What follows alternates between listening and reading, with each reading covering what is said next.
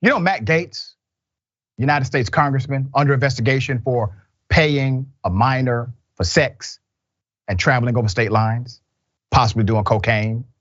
Okay, so he said that the women who complain about having choice in America are too ugly to get pregnant anyway. Here it is. Have you watched these pro-abortion, pro-murder rallies? The people are just disgusting. Like, why is it that the women with the least likelihood of getting pregnant are the ones most worried about having abortions? Nobody wants to impregnate you if you look like a thumb. These people are odious on the inside and out. They're like 5'2", 350 pounds, and they're like, give me my abortions or I'll get up and march and protest. And I'm thinking, march? You look like you got ankles weaker than the legal reasoning behind Roe versus Wade. A few of them need to get up and march. They need to get up and march for like an hour a day, swing those arms, get the blood pumping, maybe mix in a salad. Matt Gaetz has gone full cocaine and white privilege. It's over, it's done. It's no helping him. He's going to the pokey, all right? I'm just waiting for that indictment day, countdown. So this individual, Matt Gaetz, who has become increasingly more ridiculous by the moment. He hangs out with Marjorie Taylor Greene. He's talking about bringing back Donald Trump through ridiculous schemes that won't even work.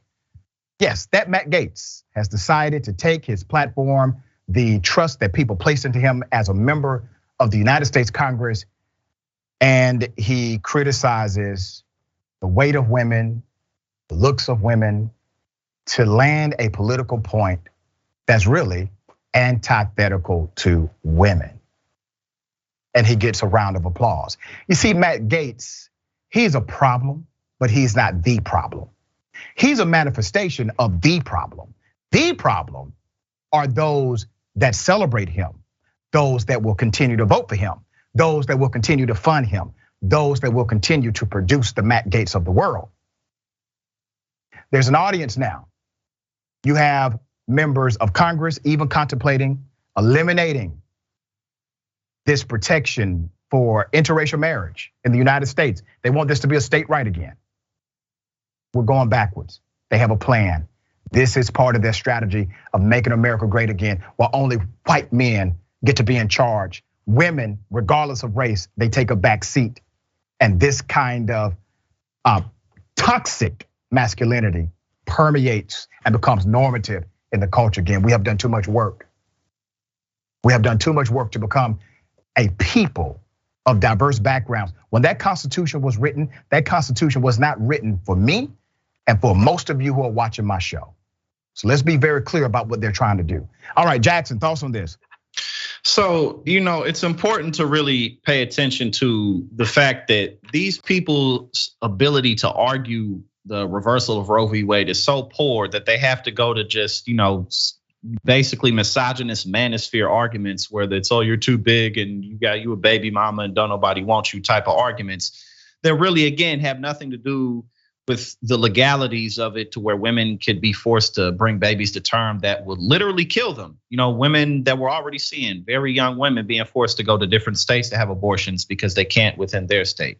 But also, again, let's focus on just the premise of what he was saying about how, it's always the women who don't. Men will sleep with anything.